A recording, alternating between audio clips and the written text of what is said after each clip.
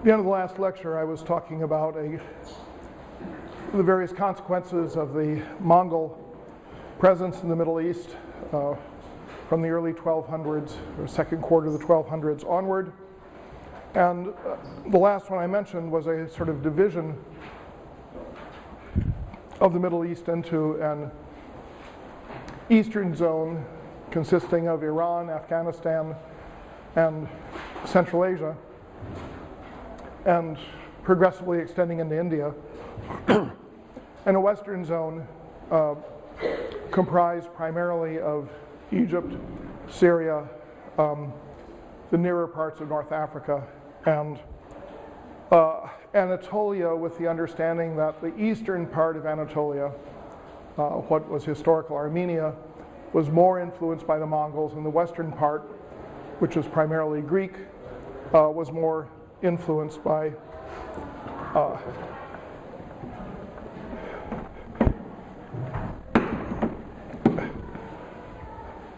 the immigrant Turkish tribes. Now, what I want to talk about today is what is happening to Islamic society as a religious collectivity during this period, because one of the things that one might hypothesize is that you would have Islam going in one direction in the east and another direction in the west, with Iraq being this contested border zone, as I explained. But it appears to me that even though there are some distinctions between the east and the west, that as a religious society, both regions are trending in the same direction. And that raises a question as to whether the religious tendencies are to some degree independent of these major political upheavals, the coming of the Turks, the coming of the Crusaders, the coming of the Mongols, the rise of the Mamluks in Egypt and Syria, etc. If there are common phenomena that seem to go across this east-west division, then what are the roots of such common phenomena? So let me talk about some of these phenomena and complicate things even further by suggesting that you have certain parallel developments in Central and Western Europe. And indeed that some of the phenomena that you see happening in the Islamic Middle East are also going on in Catholic Europe, which is not because one is influencing the other, I would argue, but because both of them are experiencing certain parallel developments. So let's start with the Islamic side of things. Sufi brotherhoods. There are Sufi brotherhoods everywhere. They are in Khorasan in northeast Iran. They are very strong in the newly arising Muslim society in India. They are strong in Central Asia. They are strong in Iraq, but they're also strong in Egypt and Syria, and in Anatolia, and across North Africa and into Muslim Spain. So the notion of organized forms of Islam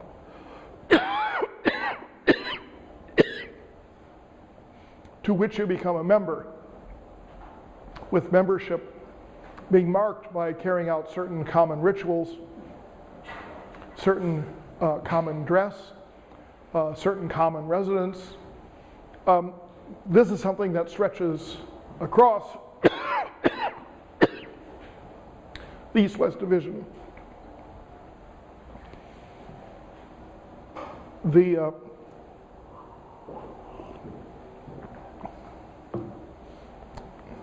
Sufi ethos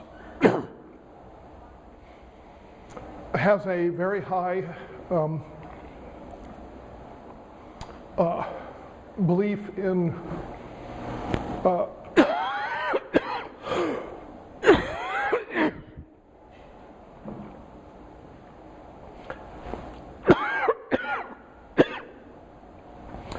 in the localized charisma, so that the sheikh is your leader, and you owe him obedience, and you owe him obedience not because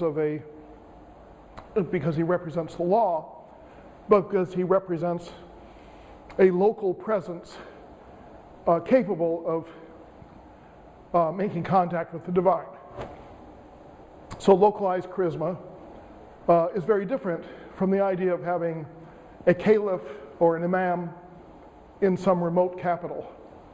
Or it's very different from having a legal system represented by qadis and muftis who will, through the mechanism of the Muslim courts, enforce certain religious strictures. So you're getting this localized charisma everywhere. Secondly, you have a very strong interest in using vernacular languages. The ulama of the period I've been talking about that more or less culminates in the 10th century and begins to run into problems in the 11th century in the period of economic turmoil. They had focused on Arabic. You had to learn Arabic. You wrote your religious books in Arabic. You transmitted the hadith of the Prophet in Arabic. And even though Persian was beginning to be used, it was being used primarily in the orbit of certain localized royal courts, and I think in the realm of business. But now you start to get Sufism becoming a vehicle or a locus for Persian poetry and for Turkish poetry. And ultimately, the idea that a localized charisma should be expressed in the language of the locality comes to be accepted as a desirable state of affairs. So that in the 12th century, when you have a new and rather militant Islamic movement starting in Morocco, known as the Almohads, they conquer Spain and are very powerful. They have a founder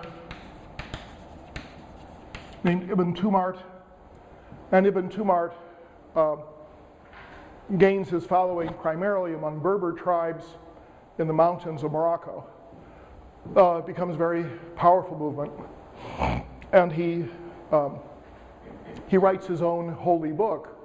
It's not a Quran, but it's a book, and he writes it in Berber rather than in Arabic. The reason he doesn't write it in Arabic is because his followers don't know Arabic. We have this story that he would line up a group of his followers up in the mountain, and he would say, okay, you're first in line. You say La, and you say Ilaha, and you say Illah, and you say Allah, you say Muhammad, you say Rasul, and you say Allah. Okay, now, 1, 2, 3, La ilaha illallah, Muhammad Rasulullah. There is no God but God, Muhammad is the messenger of God. Well, it suggests that Arabic had not made really much penetration into the mountains of Morocco by the middle of the 1100s, which was normal in preceding centuries, except that nobody cared. They would persist in Arabic anyway, rather than pay any attention to the local language. So you have local vernaculars becoming used, and particularly used by Sufis. So the Persian and the Turkish poetry in particular is very strongly oriented toward a Sufi mentality. This is the poetry that you have, for example, with Rumi, who's writing in Persian in a society in Anatolia that speaks Greek, Persian, and Turkish more than Arabic. A third characteristic is an honoring of poverty. I mentioned before that the word fakir in Arabic means poor. It's a word for Sufi. Dervish in Persian. Dervish in Turkish. These become the standard words for Sufis. The honoring of poverty and saying that it is a good quality is rather different from the older idea of not having excessive wealth. The Quran and early Islamic society in general for the first 4 centuries had to have a great deal of respect for the accumulation of wealth. Muhammad's closest companions did very well. They participated in military campaigns. They shared in the booty. You had revenues coming into Medina that were shared among the earliest believers. There was the notion that excess was undesirable, but you could devote the excess you had to pious purposes, and that would more or less clean your account. So like the Guggenheims trying to clean their account, or the Rockefellers. But now you have the notion of actual poverty.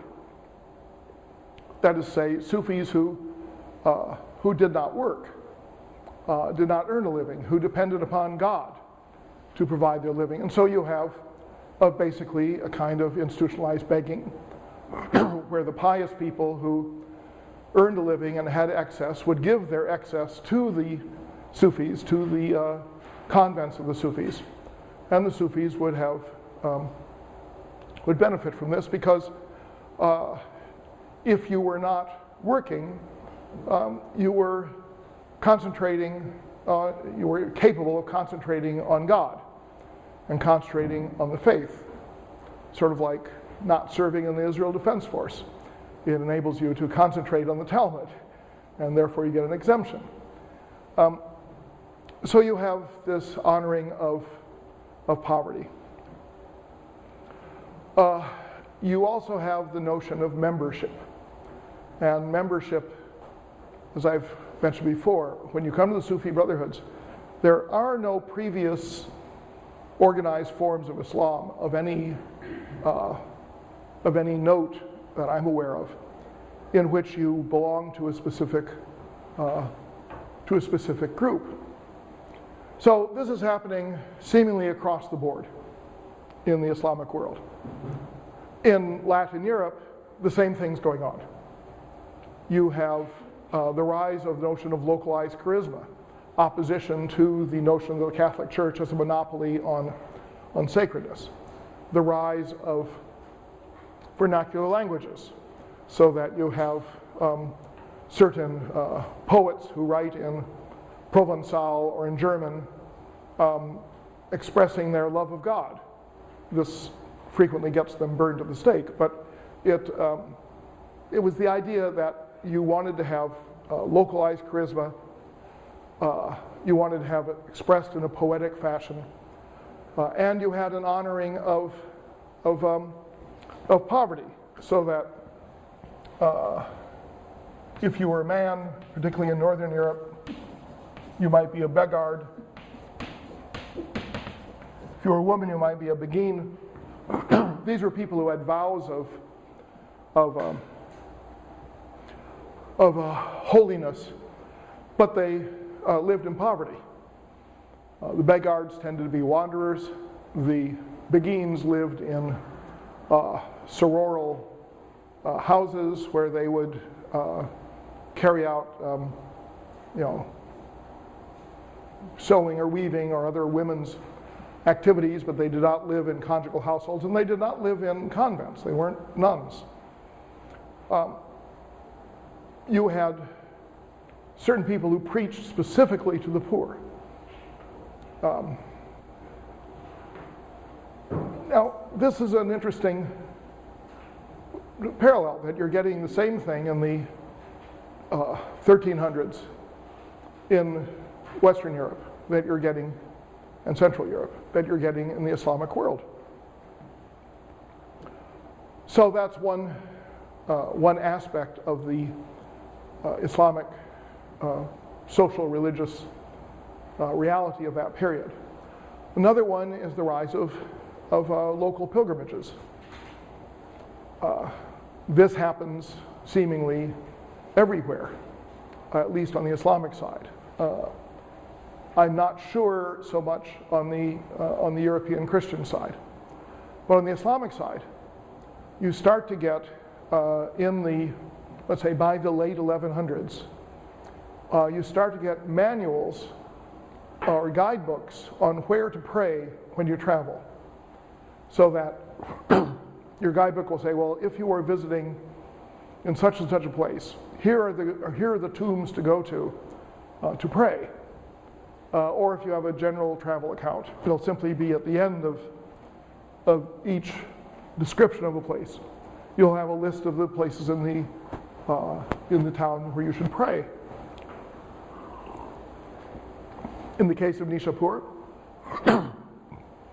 I had 3 lists of graves from slightly different periods that said where you should pray when you go to Nishapur. Nishapur had been destroyed. By 1140, the medieval city that had been 100 to 200,000 people was deserted. You had a fresh walled city built on the outskirts of the medieval city that had a wall around it, and that was eventually destroyed by the Mongols. But the medieval city was gone. But that didn't mean that if you visited those ruins, you wouldn't go to the proper tombs to pray. So you had guidebooks. I don't know of anything before around 1200 that gives you this sense of making a tour of places to pray. So, whose tombs did you pray at? Did you pray at the tomb of the caliph? No, nobody cared about a caliph. Even Harun al-Rashid out in Mashhad, who was buried very near to the 8th Imam, Ali Reza, people ignored his tomb and instead went to the tomb of the 8th Imam to pray, which is now the center of the city of Mashhad. These local pilgrimages frequently went down to a very, very low level of, or small scale of activity. So you would have a village that will have 1 tomb in it, and you would not travel across country to go to that tomb. But in that village, in the neighboring villages, that's where you would go. And what did you do when you visited it? You visited it in order to pray for some good result. You might pray to have a son. You might pray to be cured of an illness. You might pray to, I don't know, recover your sheep. Whatever it is that's really, gotten to you, you would go and you would pray. Very often in the eastern zone, once you had prayed, you would take a little bit of white cloth and you would tie it to the twig of a tree growing out of the tomb, so that holy trees became a very common feature of these shrines. the people buried in the shrines are predominantly fall into two categories. They are either Sufis or they are members of the family of Ali. So one of the things that seems somewhat anomalous is that this is a period during which you have a spectacular rise in the veneration of the family of Ali, but not a rise in Shiite rule. And it gets into this question of whether venerating the family of Ali, which is after all the family of Muhammad, whether that is specifically something that is Shiite. If you go back to the early Islamic period, there was always sort of an implicit notion that members of the family of Ali were in some way associated with Shiism, although we know specific families that were not. But increasingly you have the idea that if you are descended from Muhammad, you are part of a kind of natural Muslim aristocracy, whether you are a Shiite or not. So if you were a descendant from Hussein, you were entitled to put the word Sayyid in front of your name. There's at least one Sayyid in this room. If you're descended from Al-Hassan, Al-Hussein's brother, both of them the sons of Ali, you are entitled to put the word Sharif in front of your name. Now, Sayyid is also the Arabic word for Mr. And Sharif means noble. So it's not always clear exactly how it was being used. But in every major community up until when? Maybe the 12th century, I don't know when, there was an official known as the Naqib. And the Naqib maintained the genealogies of the family of Ali. And he was paid by the government. So sometimes he's called the syndic of the family of Ali because we don't have much other use of that word in English. It was a position that was supposed to keep the family of Ali from multiplying in miraculous fashion. It failed. Over time, the number of descendants of Muhammad by a way of Ali and his sons goes through a kind of geometric expansion that indicates, a fertility rate that is truly impossible. And so you get some countries, particularly the farther away you get from the Middle East, the more descendants of Ali you have. So that in Mauritania, south of Morocco, on the Atlantic Ocean, basically a desert country, about half the population is descended from Ali. And they divide the tribes into the Alid tribes and the subservient tribes. In Morocco, you have a surprisingly large number of people descended from Ali. In some places, they even found the tomb of Ali, particularly in northern Afghanistan, because that made it even better.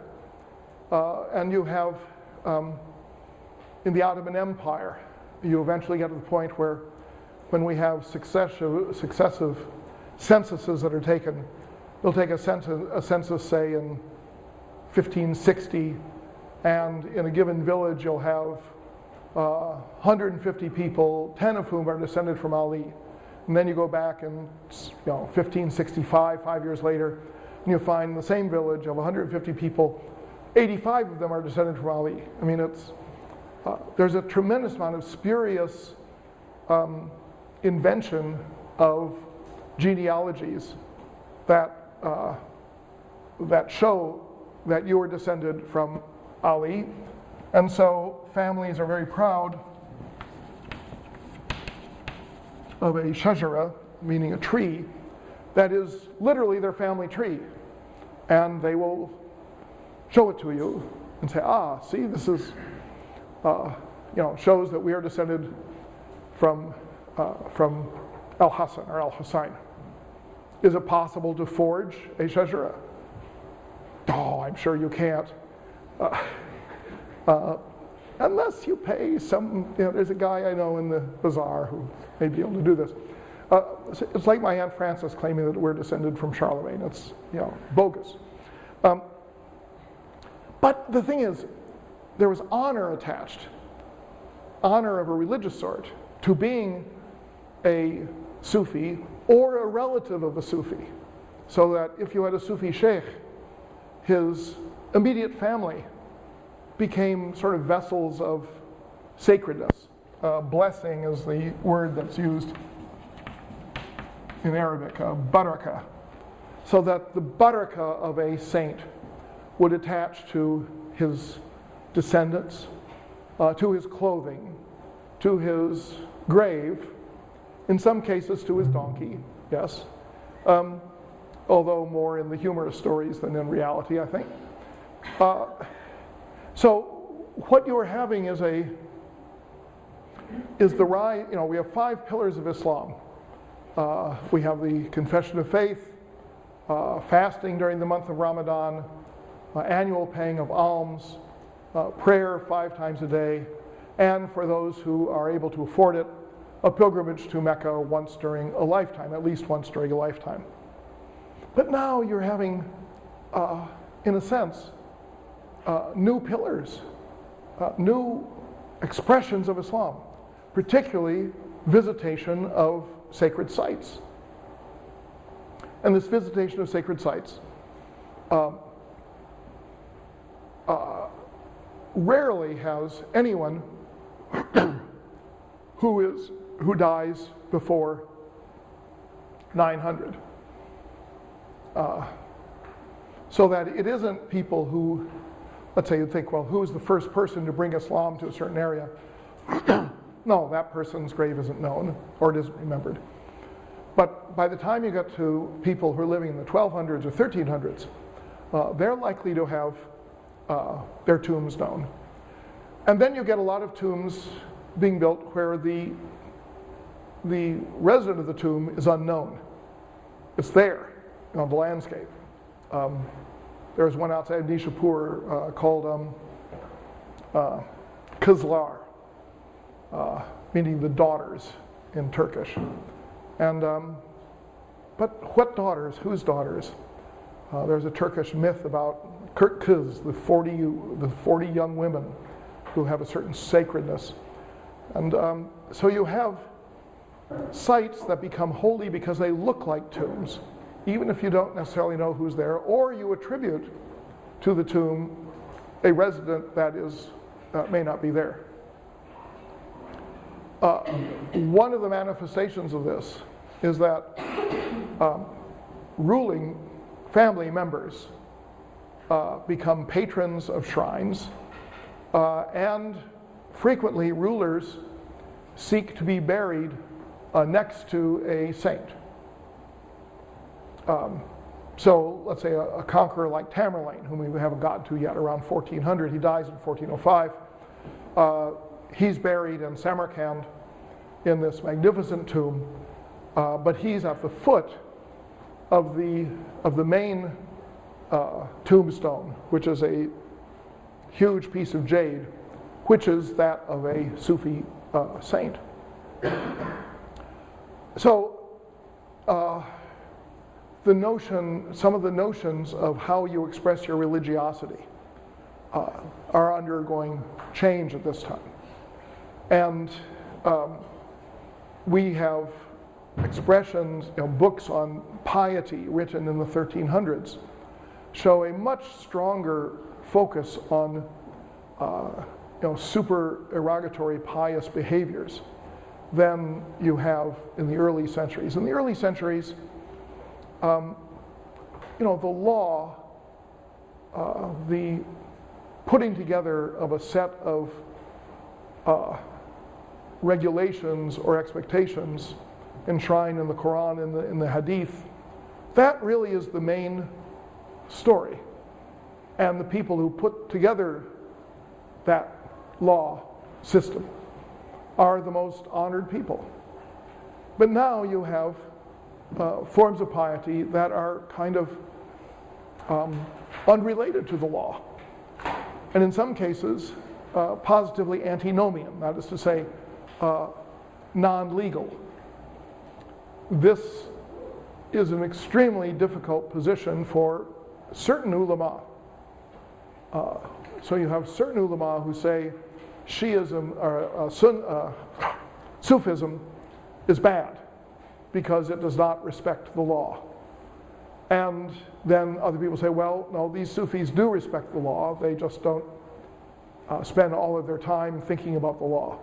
But the fact of the matter is, some of the Sufis really had no interest in the law whatsoever. By the mid to late 1200s, you had people who were wandering the countryside who were called Kalandars in Persian, or Calendars in Turkish. And we have miniature paintings of these people. And typically it's a guy who has no shirt on, he's wearing like a loincloth, his head is shaved, maybe he has a top knot. He has all sorts of piercings. This is a big thing, nose rings, earrings, and so forth and so on. He's carrying a hatchet. I don't know why he carries a hatchet, but he's always carrying a hatchet. He's carrying a begging bowl, and he's usually caricatured as sort of a gross individual. And it appears that these calendars loosely linked into something that people called the Calendaria, as if it were a Sufi brotherhood, but there's no indication that there was a structure to the life of the calendars. They were wandering dervishes who would go to the villages and expect to be given food or maybe given money. Something that is a little more reminiscent of the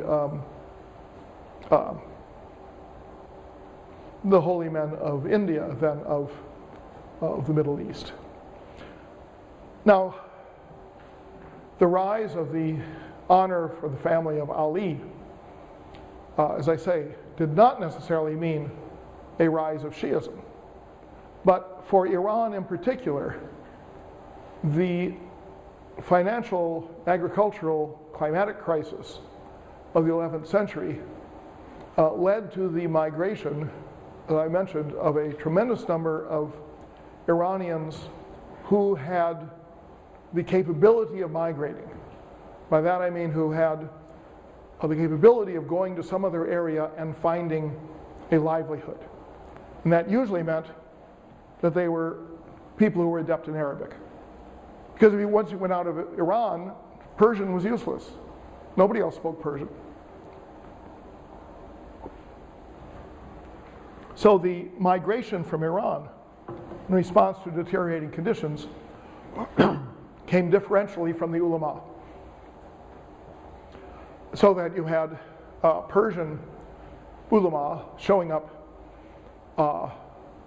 as imams and as heads of madrasas and so forth in India, Central Asia, which actually survived this cold period much better because the major cities like Bukhara and Samarkand were on a river, Zarafshan, that remained full of water. So they didn't have as bad a time as in Iran proper. So these Iranian ulama showed up in Egypt, Syria, Iraq, Anatolia, India, Central Asia, and brought their language with them, which is as I've said, this is the first time historically that the Persian language ever spreads outside of Iran. But on the other hand, it means that Iran is being stripped of its ulama. Cities are shrinking in size, and the religious elite are leaving the country. I've done a great deal of work on family reconstruction in this time period. And most of the important families of the ulama that I've been able to identify have nobody that stays in Iran after 1200. It may be my sources that are limiting it in some way, but by and large, this diaspora was stripped Iran of the ulama. Now, the ulama that we know about from the sources I use are exclusively Sunni ulama. There are separate collections relating to Shiite ulama, but Shiite ulama also leave Iran. So that Iran ends up pretty much stripped of its religious elite and yet devoted to a rise of visitation of shrines, local pilgrimages, Sufi brotherhoods, and so forth.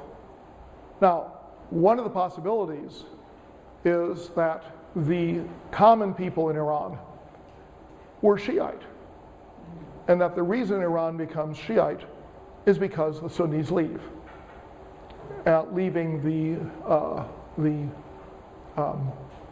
the sort of rural population and remnant population in the cities to be oriented primarily toward Shiism.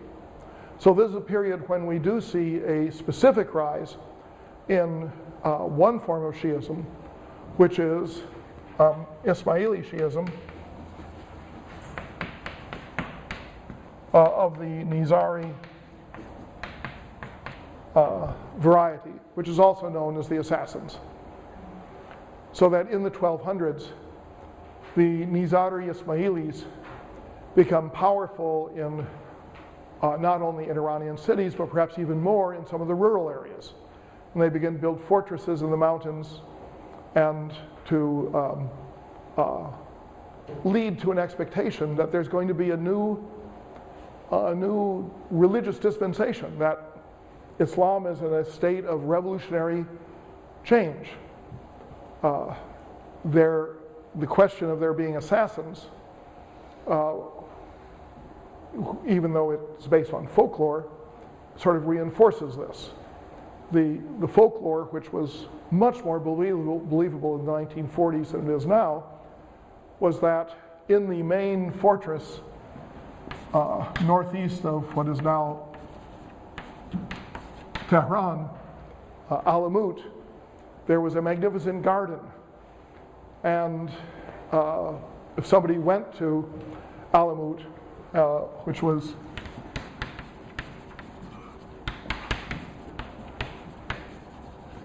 Hassan al-Sabah was the head of the Ismailis, who commanded this sect out of Alamut. So a neophyte would go to Alamut and would be doped up on whatever and led into the garden.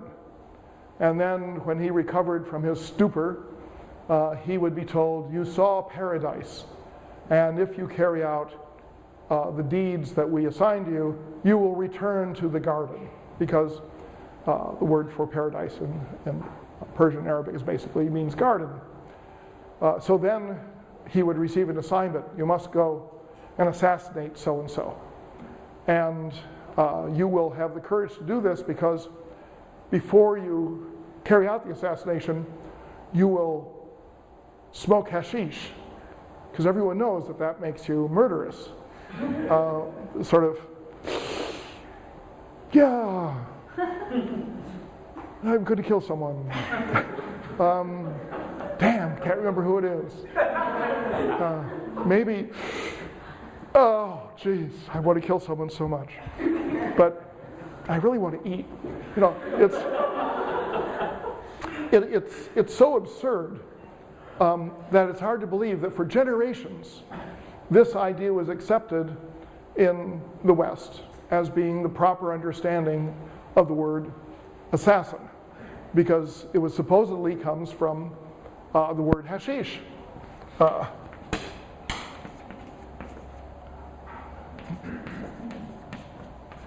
Because a dealer in hashish, which means weed, curiously enough, was a hashash, and if you put an Arabic objective ending on it, you get hashashin, And if you're an Italian rumor monger who cannot pronounce an initial H and who wants to put on a good Italian ending, you get, and he wasn't very good at SH either, comes up, assassino.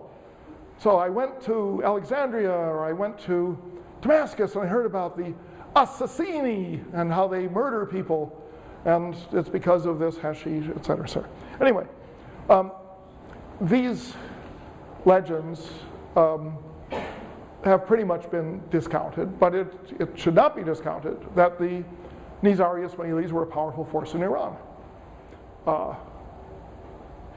They were exterminated by the Mongols. By exterminated, I mean each one was found and killed, because that was the reason you had the invasion of Iran in the 1250s by Hulagu, Genghis Khan's grandson. He didn't go there to destroy the caliphate. He went there to destroy the assassins. Why? Because the assassins were killing the Mongol governors. So he laid siege to all of the fortresses, and one by one they succumbed and he killed everyone inside. And everyone thought that is the end of the Nizari Ismailis. And it was, more or less, as any sort of influence in medieval history, until they sort of reemerge in the 19th century under the leader of someone who gets the title Aga Khan, and they are now one of the most pacific and benevolent Muslim sects in the world, led by the Aga Khan. So go figure. But the thing is, the strength of the Ismailis in Iran, which was greater than in most other areas, although they were also strong in Syria in the mountains, their strength, I think, reflects this stripping from society of the religious elite that gave a popular form of Shiism based on veneration of the family of Ali, not necessarily upon elaborate theology, that made that into a sort of a substructure of Iranian religion. Now, I'm stressing this because after 1500, we're talking about the Ismailis in Iran in the 1200s. Now you skip 3 centuries in the future, and you have Iran becoming a Shiite land. And there has been a debate historically over when, how, and why did Iran become Shiite. The normal interpretation that you'll find in most books is that the ruling group that took over in Iran in 1501 decided that they would adopt Shiism in order to distinguish themselves from the Sunnis in the Ottoman Empire, who were their enemies, and the Sunnis in Central Asia, who were their enemies, and so forth and so on. And that they persecuted the Sunnis in Iran in the early 1500s and forced everyone to become a Shiite. At the other extreme, you have certain Iranians who maintain that being Shiite is synonymous with being Iranian, that even before Ali was born, we were Shiites, that it's part of who we are, because we are, Iranians. Now, in between, you have various theories. Mine is that Shiism emerges at this time as a popular religion in Iran, not easily distinguished from a veneration of Sufi saints or veneration of members of the family of Ali, and that it is adopted after 1500 because the new rulers, who are not Persians, decide this is a way to glom onto a religious current that's already widely spread in Iran. So you have very different interpretations of when Shiism became dominant in Iran. And this reflects the fact that, as we've seen even in earlier centuries, what is said in chronicles doesn't necessarily reflect what actually happens. It tends to reflect what is believed or espoused as an ideology by the patrons of the historians. But it doesn't necessarily reflect sort of newspaper accounts if they had had them at the time. So I think this is a period when Shiism rises in Iran, but it arises as part and parcel of a veneration of the family of Ali and of the visitation of shrines and the spread of Sufi brotherhoods, and that it all bespeaks what I think I interpret as a sort of a popular level of Islam.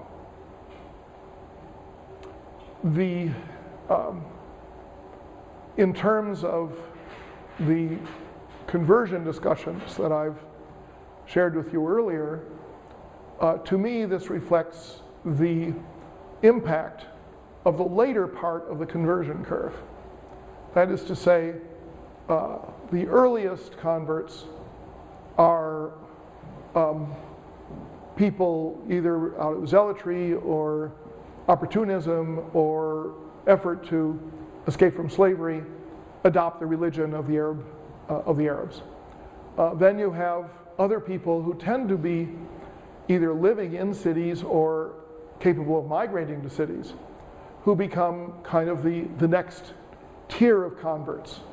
And they're involved in creating new economic opportunities, and they're becoming the sort of basis of a bourgeoisie. And this grows very rapidly.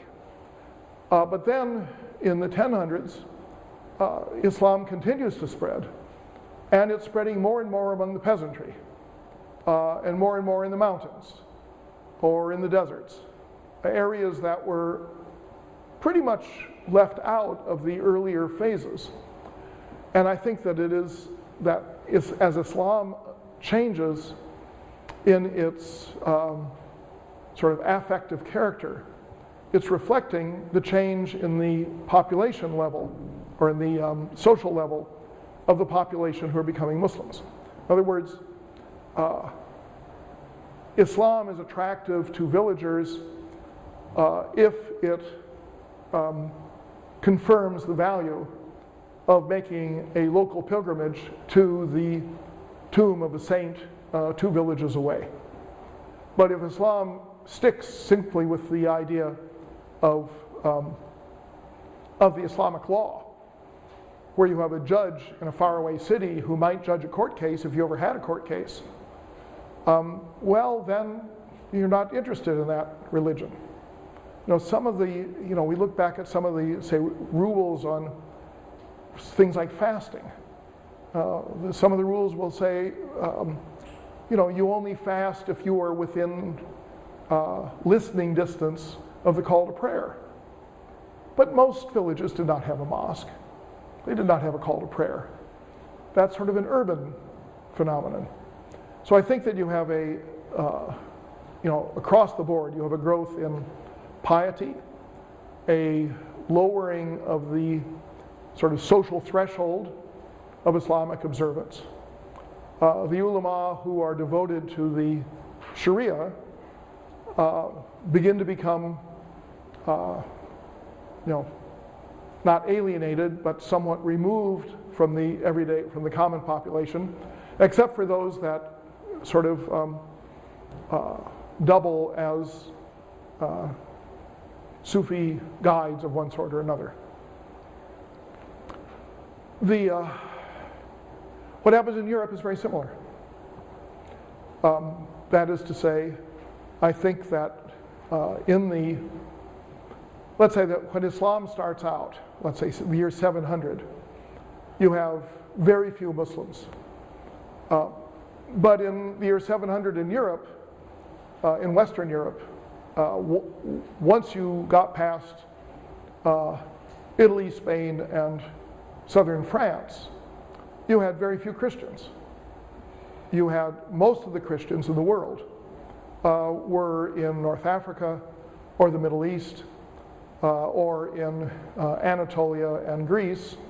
Anatolia and Greece were in the Byzantine Empire, which was Orthodox Christian. North Africa and the Middle East, and then Spain come under Muslim rule, and all those Christians become ultimately the forerunners of the Muslim populations. And if you look at Central and particularly Northern Europe, Western Europe, it's mostly pagan in the year 700.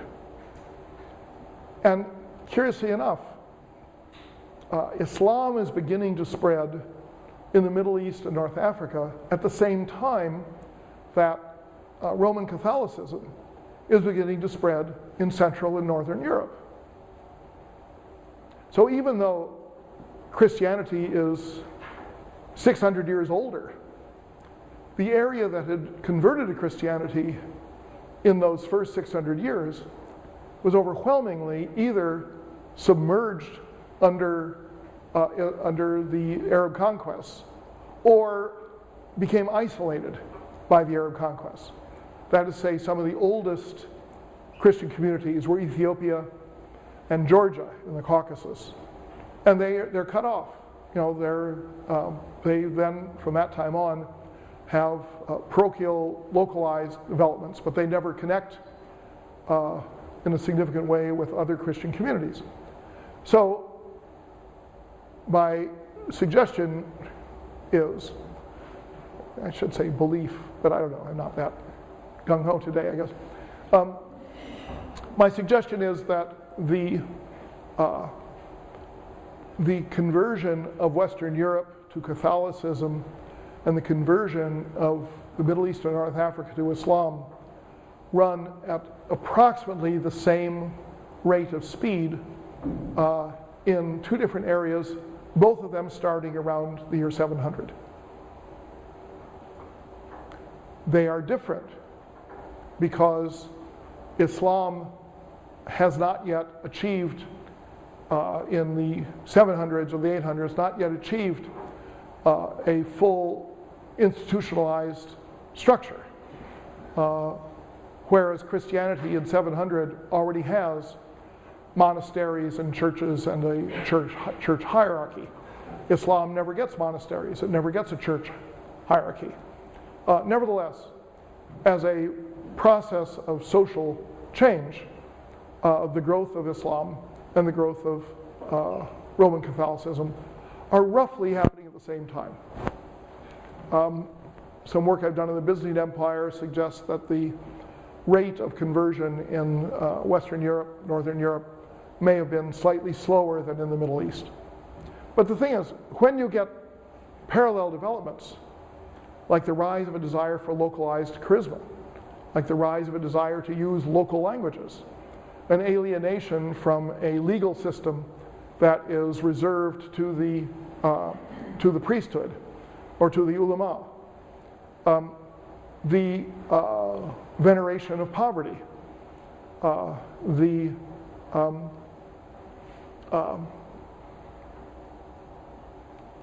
forming eventually by the 1300s and 1400s of groups that are so distant from the accepted theology of the Catholic Church that they become anathematized and the Church tries to quash them.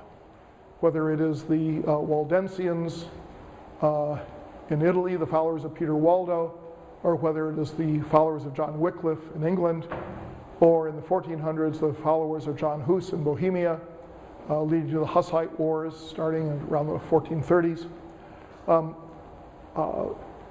You have this friction that develops between these new pietistic, popular tendencies in Christianity and the fixed, law-oriented, priesthood and monastery-focused religion of the Catholic Church. And this ultimately leads to the Protestant Reformation at the beginning of the 1500s. So what you're looking at, in my view, is that the accomplishment of pretty much universal conversion, I'm leaving aside the minorities of Jews or Christians here and there in the Middle East or the minorities of Jews in Europe, but the accomplishment of pretty much total conversion also leads to this change in the religious expression, and that the change in the religious expression in both the Islamic and the Catholic side reflect a much more popular stratum or lower class stratum of society rather than the elites who had been the primary focus of earlier Christianizing or earlier spread of Islam. So on this basis, I make an analogy between the rise of the Sufi brotherhoods and the rise of the Protestant denominations. You have two movements that are opposed to the monopoly on religious authority of the clergy, that like to have localized charisma, that like to have spiritual feelings being expressed in vernacular languages, that respect the peasantry. You have two movements that course in the same direction. In both Europe and the Middle East, these are looked on with disfavor by the religious authorities. So that the ulama in the Middle East, many of them, hate the Sufis and think that they are just terrible. And of course, these ulama resurfaced in the 19th century to try and destroy Sufism in the modern period. In Europe, the hierarchy of the Roman Catholic Church goes to great efforts to try and exterminate these forerunners of Protestantism and then fight against the Protestants once they gain enough power to have their own states.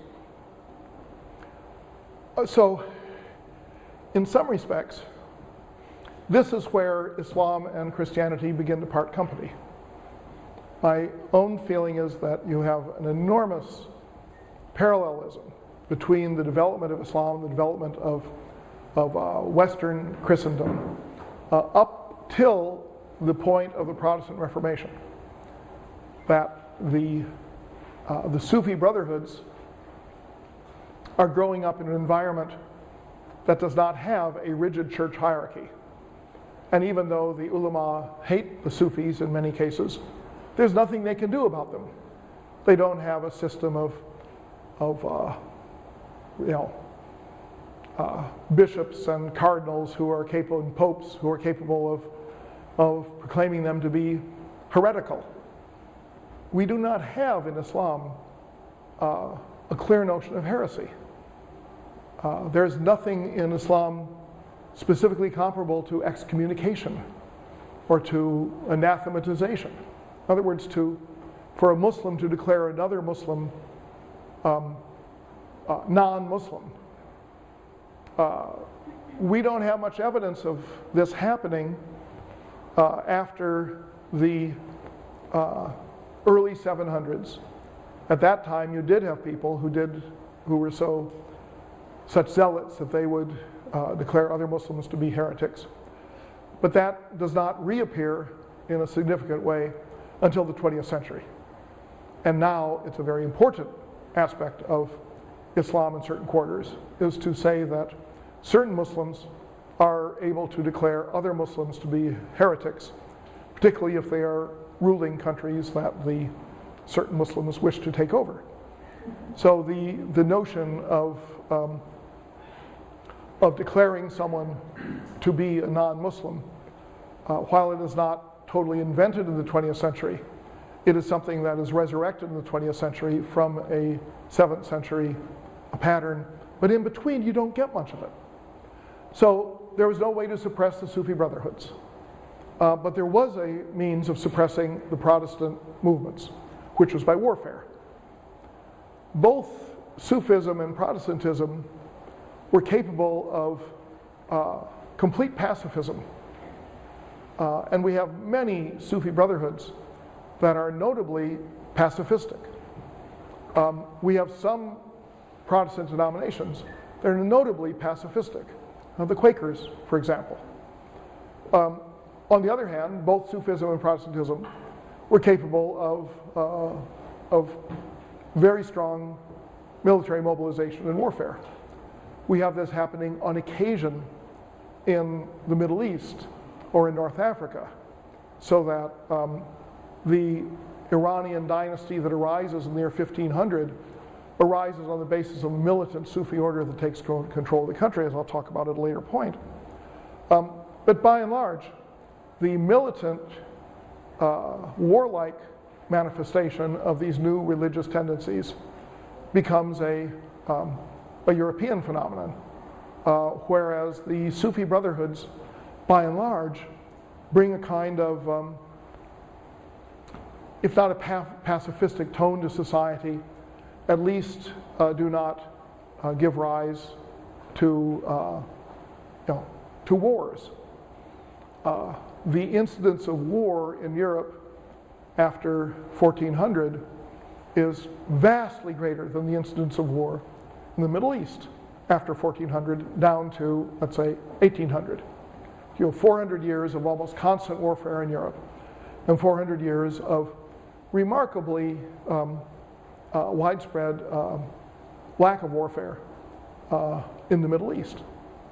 If you wanted to go to war during that time, you could, but you would have to go to the frontier where you could war against unbelievers, Christians in Europe or pagans in India, Hindus in India. But if you were in the heart of the Middle East, heart of North Africa, really you didn't fight wars. Doesn't mean you didn't have military dictators, but then that's the same thing today. So you have a break in what had up to that point been a fairly common experience of religion in Middle Eastern North African Islam and in Latin Christendom. I've recently written an article that's about to be published on giving some of the details of what I call Islamo-Christian civilization, the shared features. And the other that comes to mind, I guess I should distribute that. I just got proofs of it, so I can make that available. This idea of the similarity between Islam and Christianity up to the point of the Reformation occurred to me in about 1970. I wrote an essay on it, and I handed it around to some people and got responses. And eventually I decided that that's the sort of essay that you really need to have white hair and a white beard in order to get away with. To say that Islam and Christianity are showing the same sort of development, let's shelve that because it's a little too radical. And so I finally did, after 9/11, decide that I would go back to that essay and put it in this book on the case for Islamo-Christian civilization. But a few years later, I got a phone call or communication from the man who had taught me medieval history at Harvard as a graduate student, Giles Constable, who was very aged at the time. And he said, "Did you ever publish that interesting article that you wrote back in 1970 about Islam and Christianity?" I said, "Well, yeah, I've published it in a certain way." Because it was suggesting a level of parallel that really was not in the literature and yet fit into the notion of a zone of Hellenistic civilization where you really have common developments. And you can, I think if you extended it, you could reach into the Byzantine Empire, you could reach into the Russian Empire, you could reach into the Jewish communities. The rise of the Hasidic sects in Judaism, the Jewish form of Sufism, is almost exactly coordinated with the rise of the Sufi brotherhoods in Islam and the Protestant sects in Christianity. And these commonalities are so striking and so different from what you have with Islam in Indonesia or Islam in Senegal that it's hard to once the seed of a thought is planted in your mind, it's hard to totally ignore it. Well, I find it hard to totally ignore it. It may not grab you the same way. So what I was suggesting here is that while you have a division between an Eastern Islamic world, so to speak, that starts in Iran, and a Western one that's in Syria and Egypt, and goes west from there, with Anatolia being split, and with Iraq being a border zone. This does not prevent there being a strong commonality of religious experience and pietistic feelings across the entire area. So you can find a Sufi shrine in Iran, and a Sufi shrine in Egypt, and a Sufi shrine in Morocco. It's all the same. You can find the veneration of the family of Ali in all those places. You can find the importance of Sufi sheikhs and of local pilgrimage in all of these places. And when Islam spreads into the Muslim South, in the 11, 12, and 1300s, it carries these new tendencies into new areas, so that you find that the Sufi shrines can be found in new areas that are becoming exposed to Islam in this later period. The particular relation of this entire process to the political order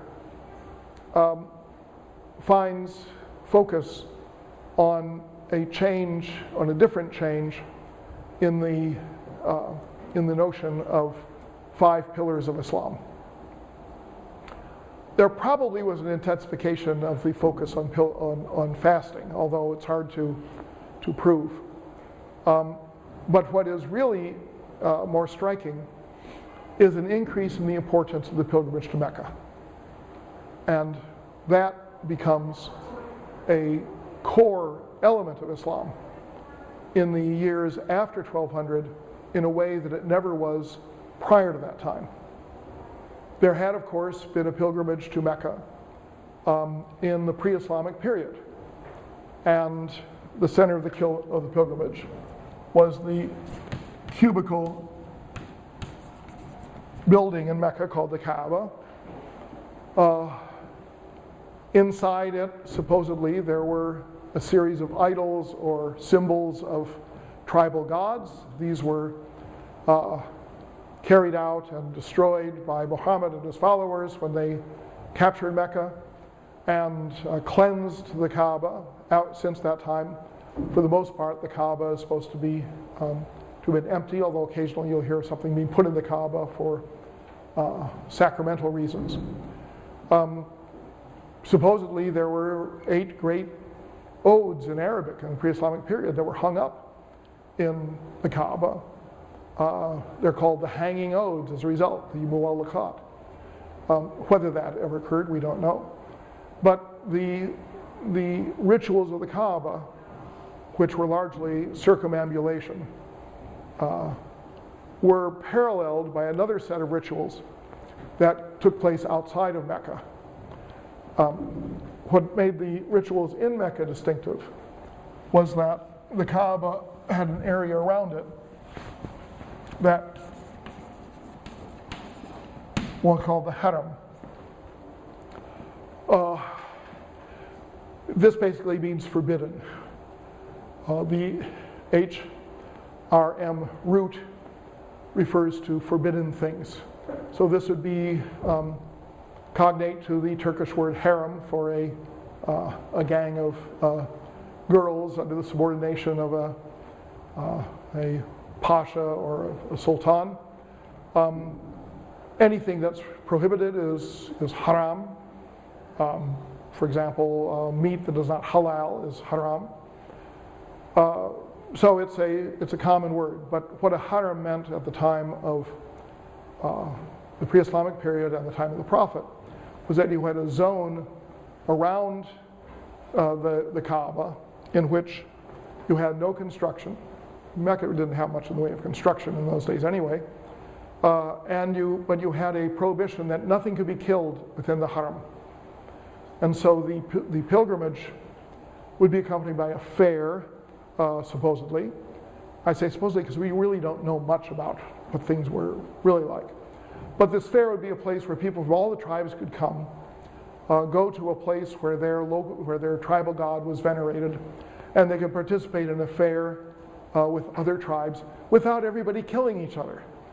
Because this is always a problem in tribal societies that had no legal system, is that if you had a feud, there was no way to stop the feud until you had some sort of mediator who usually had to have some sort of sacred claim. So the haram was a way of keeping order, the pilgrimage a way of keeping order within a tribal society. Within the haram there was a well,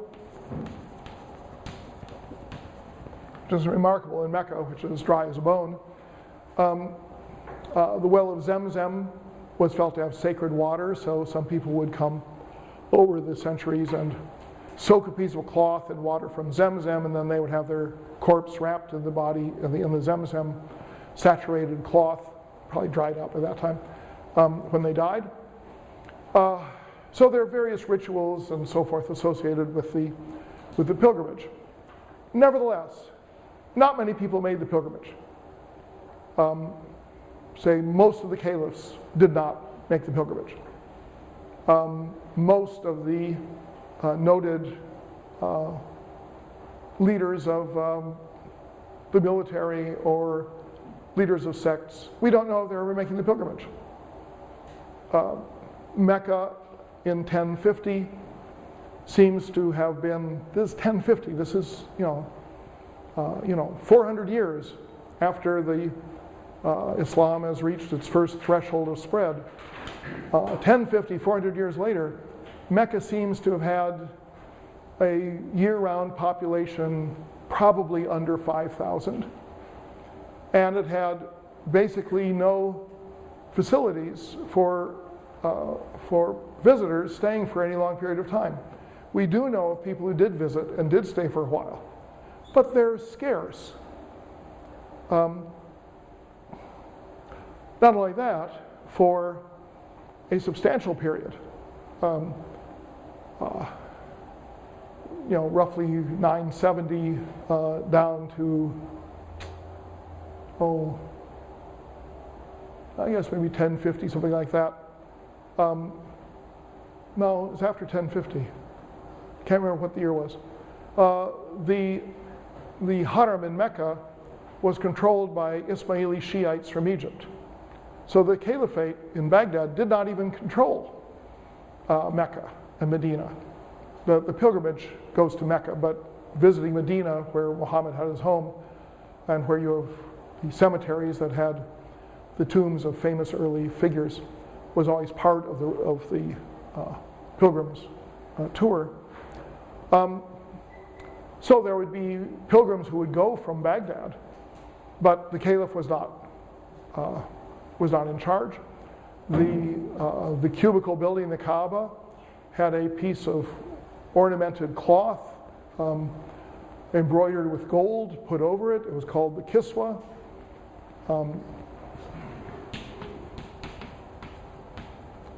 The kiswa, you always see it now. It's a black piece of cloth that completely covers the Kaaba. During the period when it was controlled by the Ismaili Egyptians, the kiswa was white. It was only when the Abbasids took over again that they switched to the Abbasid color of black. But the Sunnis don't seem to have written any books about it. You don't have anything like the stories that pilgrims to Jerusalem brought back to Europe, saying, we visited Jerusalem and we found that the Muslims were controlling the holy places and we must go and wage a war and drive the Muslims out and recapture Jerusalem. No Sunni went to Mecca, came back and said, the Shiites are controlling Mecca, we have to go and wage a war and recapture Mecca, because Mecca wasn't very important.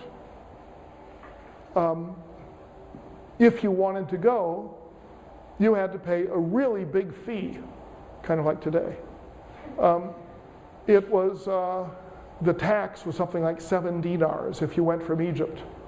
Well, 7 dinars would be, let's say, most of a year's income for a middle-class person. So not many people went on the pilgrimage, and the pilgrimage doesn't seem to have been a hot-button issue. Well, it becomes a hot-button issue. It becomes the focus of tremendous political interest.